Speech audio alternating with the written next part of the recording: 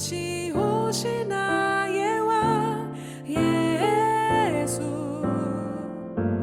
주를 기다립니다.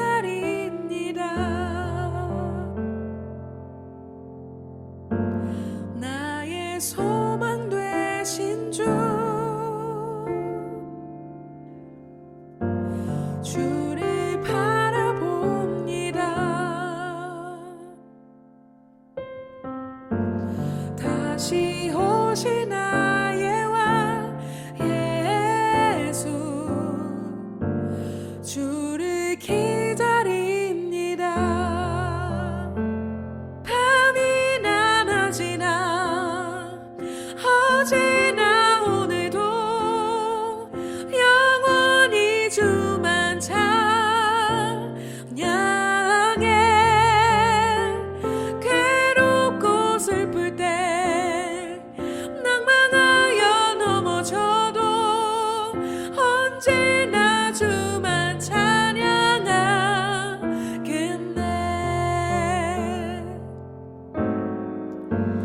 나의 소망 되신 주 주를 바라봅니다.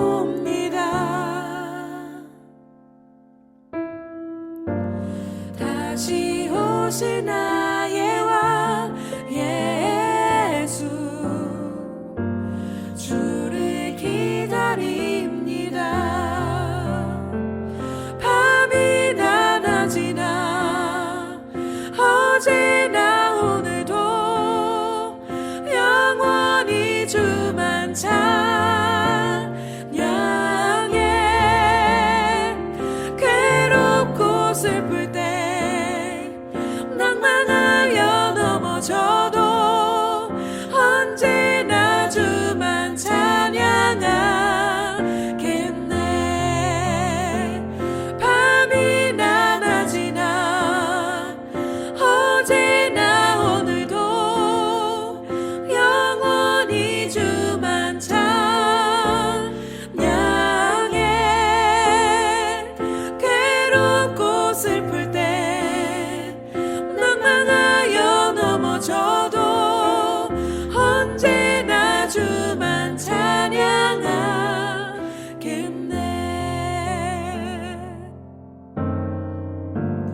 나의 소망 되신 주 주를 바라봅니다.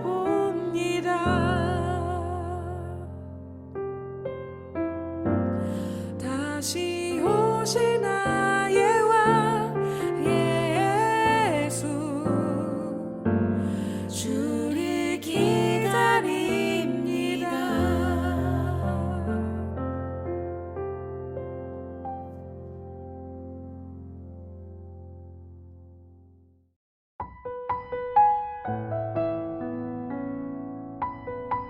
또 자기를 의롭다고 믿고 다른 사람을 멸시하는 자들에게 이 비유로 말씀하시되, 두 사람이 기도하러 성전에 올라가니 하나는 바리새인이요 하나는 세리라.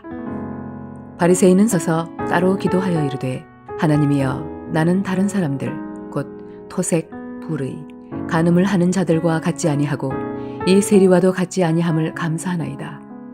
나는 일해에 2번씩 금식하고 또 소득의 11조를 드리나이다 하고, 세리는 멀리 서서 감히 눈을 들어 하늘을 쳐다보지도 못하고 다만 가슴을 치며 이르되, 하나님이여, 불쌍히 여기소서, 나는 죄인이로소이다 하였느니라. 내가 너희에게 이르노니 이에 저 바리새인이 아니고 이 사람이 의롭다 하심을 받고 그의 집으로 내려갔느니라. 무릇 자기를 높이는 자는 낮아지고 자기를 낮추는 자는 높아지리라 하시니라.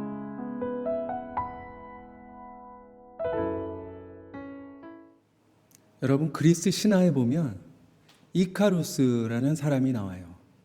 그런데 한 번은 그가 미노스 왕의 미움을 사서 아버지와 함께 감옥에 갇히게 됩니다. 그런데 아버지가 새의 깃털과 밀랍을 가지고 날개를 만들었어요.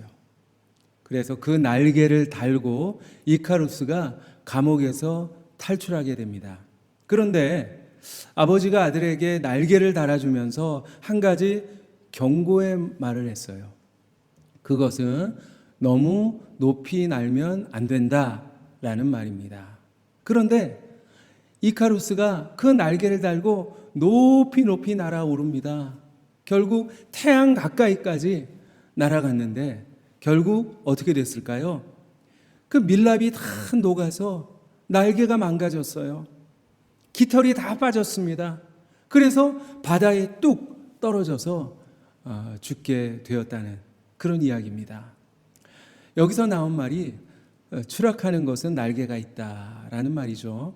그런데 많은 그리스도인들이 영적으로 더 도약할 수 있고 또 영적으로 더 높이 높이 날아오를 수 있는데 그런데 멈춰버리거나 추락하게 되는 경우가 있는 것 같아요. 구약 성경에 보면 바로 대표적인 사람이 사울 왕이고 그리고 신약 성경에 보면 가롯 유다입니다. 자, 이들 모두에게는 날개가 있었습니다. 사울 왕에게는 이스라엘 첫 번째 왕이라는 타이틀이 있었고 또 가롯 유다에게는 예수님의 제자라는 고귀한 신분이 있었어요. 그 날개를 가지고 얼마든지 하늘 높이 높이 비상할 수 있었는데 결국 모두가 다 추락하고 말았습니다. 하나님께 버림받고 비참하게 인생을 마감했어요. 과연 이들이 이렇게 추락하게 된 이유가 무엇일까요? 바로 교만 때문입니다. 교만하면 추락하게 되어 있어요. 아담과 하와도 에덴 동산에 살면서 하나님의 축복을 누리고 영원히 살 수가 있었죠. 그런데 그들에게 교만이 찾아왔어요. 어느 날 사탄이 그들을 유혹합니다. 너희들 이 선악과 한번 먹어봐. 이거 먹으면 너희들 하나님처럼 될 수 있어. 바로 그 말에 혹해서 선악과를 먹고 결국 에덴 동산에서 추방되고 그리고 불행의 나락으로 떨어지게 됩니다. 성경에 보면 교만은 패망의 선봉이요 거만한 마음은 넘어짐의 앞잡이라 했습니다. 교만하면 넘어지게 되어 있어요. 그런데 보통 교만에 대한 설교를 하면 모두가 이렇게 생각합니다. 나와 상관없는 말씀이야. 그리고 다른 누군가를 떠올리면서 그 사람이 이 말씀 들어야 돼. 그런데 과연 나는 교만과 상관이 없을까요? 그런데 그렇지 않습니다. 만약 내가 남들의 비판이나 남들의 지적을 잘 받아들이지 못한다면 우리 안에 교만이 있는 거예요. 내가 그들보다 더 우월하다라는 생각이 있기 때문입니다. 그리고 또 한 가지, 내가 잘못을 하고 사과하는데 너무 인색하다. 그것도 교만입니다. 교만한 사람들에게는 사과하는 것만큼 힘든 게 없어요. 그리고 혹시 모든 것이 불공평해 보이지 않습니까? 그런데 그것도 교만이라고 할 수 있어요. 나보다 빨리 승진하는 사람, 나보다 좋은 집에 사는 사람, 나보다 남들에게 인정받는 사람들을 보면 왠지 억울하고 배가 아파요. 자신이 모든 것을 누려야 한다는 그런 특권 의식이 있기 때문입니다. 그리고 교만한 사람들은 남을 험담하기를 좋아해요. 남을 험담하고 깎아내려야 내가 올라가고 내가 더 빛날 수 있다고 생각하기 때문입니다. 또한 교만한 사람들은 다른 사람의 흠을 찾아내는 능력이 있어요. 대신에 자신의 허물은 잘 보질 못합니다. 바로 교만 때문입니다. 우리가 운전을 하다 보면 다른 운전자들을 향해서 막 불평을 합니다. 왜 저 사람은 차선을 안 지켜? 왜 저 사람은 깜빡이를 안 켜? 왜 운전을 저 따위로 해? 왜 그럴까요? 나도 모르게 우리 안에 교만이 슬그머니 자리 잡고 있기 때문입니다. 바로 이 교만 때문에 하나님과의 관계도 망가지고 그리고 이웃과의 관계도 망가지게 되는 거예요. 그래서 토마스 아퀴나스는 교만은 모든 죄악의 어머니다라는 말을 했습니다. 교만이 죄의 뿌리인 것이죠. 자, 그러면 우리가 교만하게 되는 이유가 뭘까요? 바로 우리 안에 자꾸 다른 사람과 비교하는 습관이 있기 때문이에요. 남들과 비교하면서 자기도 모르게 우월감에 사로잡히게 되는 것이죠.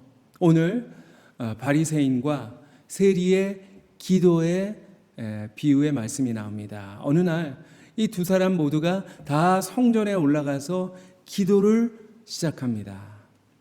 자, 바리새인은 어떤 사람이죠? 율법을 아주 잘 지켰을 뿐만 아니라 그리고 높은 학식으로 모두에게 존경받던 사람입니다. 반면에 세리는 로마를 대신해서 자기 동족들에게 세금을 뜯어내는, 그래서 자기 배를 채우는 그런 아주 기생충 같은 그런 사람이었습니다. 자, 먼저 바리새인이 기도를 시작합니다. 뭐라고 기도했을까요?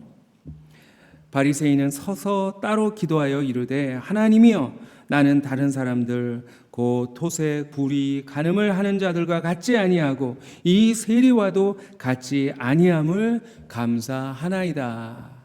이렇게 불의한 사람과 자기 자신을 비교하면서 내가 저들보다 나은 것을 만족했고, 그리고 거기서 상대적인 우월감을 느끼고 있어요. C.S. 루이스는 오늘날 마귀는 비교 의식을 통해서 우리를 유혹한다 했습니다. 비교는 위험한 함정이에요. 우리가 비교하다 보면 교만하게 되거나 아니면 좌절하게 됩니다.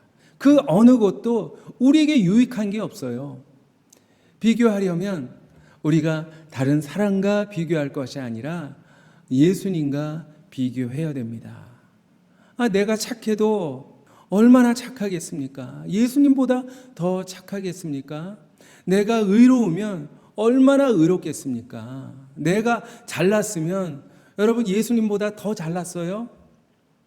예수님 앞에서는 잘난 사람도 없고 우월한 사람도 없어요. 모두가 한없이 그저 부족한 사람일 뿐입니다. 한 번은 예수님의 제자들이 누가 더 높은가 막 다투고 있었어요. 그때 예수님이 어떻게 하셨죠? 수건을 허리에 두르시고 대야에 물을 떠서 한 사람 한 사람 그 제자들의 더러운 발을 씻겨 주셨습니다. 자, 그러자 방금 전에 자기가 막 잘났다고 다투던 제자들이 어떻게 했죠? 아무 말이 없어졌어요. 자기들의 그 교만한 모습과 너무나도 대조되는 섬기는 예수님의 모습을 비교했기 때문입니다. 12절 말씀에 보면 바리새인은 자기가 꼬박꼬박 금식도 하고 11조도 하는 것을 자랑하고 과시하면서 기도하고 있는 것을 볼 수가 있어요. 여러분, 과연 하나님께서 우리가 몇 번 금식을 했는가, 금식의 횟수를 세고 계실까요? 아니면 우리가 얼마나 11조를 드렸는가, 그 금액을 한 푼 한 푼 계산하고 계실까요? 그렇지 않아요. 하나님이 원하시는 것은 형식이 아닌 내용입니다. 우리가 어떤 마음으로 하나님께 기도드렸는가, 하나님께 헌신했는가, 바로 그것을 하나님께서는 중요하게 보시는 것이죠. 우리가 주님을 사랑하고 주님을 의지하는 마음으로 해야지 아무리 많은 금식, 아무리 유창한 기도, 아무리 요란한 찬양과 예배라 할지라도 그것이 자기 과시용, 자기를 드러내기 위한 수단이 된다면 결코 하나님이 기뻐하시지 않을 거예요. 컵은 주전자보다 낮은 곳에 있어야 물을 담을 수가 있습니다.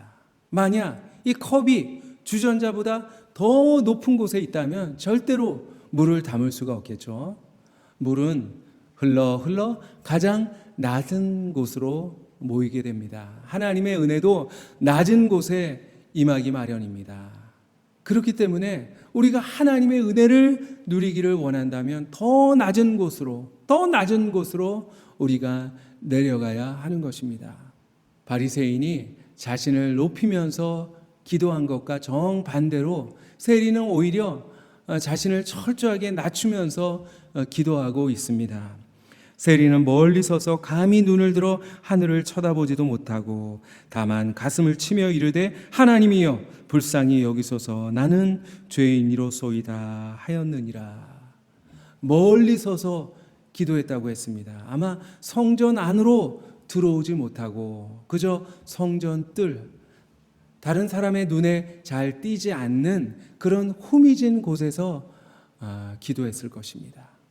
아마 자신이 성전 안에 들어갈 자격도 없다고 생각했던 것 같습니다.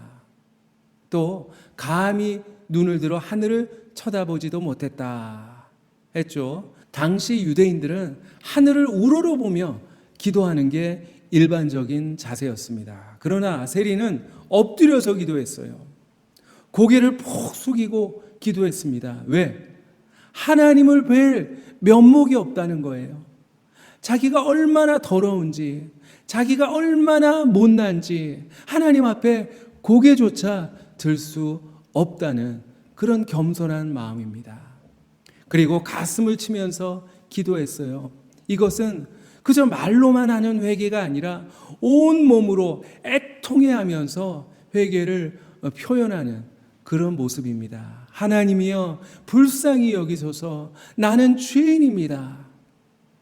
그의 기도는 길지도 않았고 화려하지도 않았어요. 그저 짧고 투박했지만 오히려 하나님의 긍휼만을 구하는 아주 겸비한 기도였습니다. 하나님께서 구하시는 제사는 상한 심령이라 하나님이여 상하고 통회하는 마음을 주께서 멸시하지 아니하시리이다. 그렇습니다.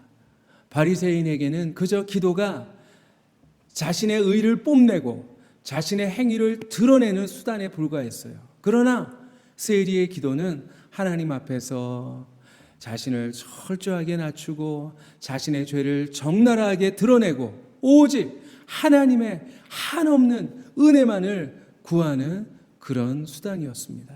여러분, 바리새인과 세리의 기도를 통해서 교만은 자기 자신을 기준으로 남을 정죄하는 것이고 반면에 겸손은 하나님의 기준으로 자기 자신을 보는 것이다 라는 사실을 우리가 깨닫게 됩니다. 자, 그러면 과연 나는 어떤 사람일까요? 어쩌면 우리 안에는 바리새인도 있고 세리도 함께 공존하고 있을지도 모르겠습니다. 우리가 기도할 때뿐만 아니라 교회에서 예배 드릴 때 그리고 직장에서 일할 때도 우리 안에 바리새인과 세리가 서로 막 꿈틀거립니다. 하나님께서는 교만한 자를 대적하시고 그리고 겸손한 자에게 은혜를 베푸신다 했습니다. 우리 안에 세리가 이기게 되면 은혜를 누리고 그리고 존귀한 사람이 될 수 있지만 우리 안에 바리새인이 이기면 우리는 분명 추락하게 될 것입니다.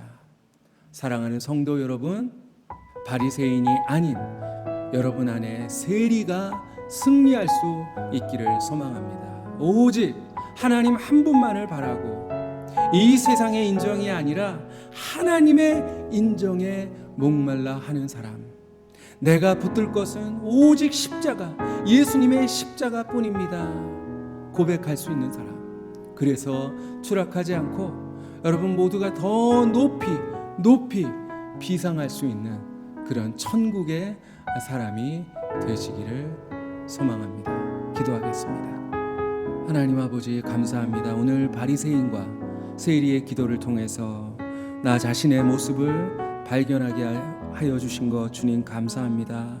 하나님, 어리석은 저희들 하나님 앞에 나 자신을 낮추기보다 오히려 나 자신을 드러내고 남들에게 과시하기 위해서 급급했던 것을 주님 고백하오니 우리의 모든 교만을 주님 용서하여 주시옵소서.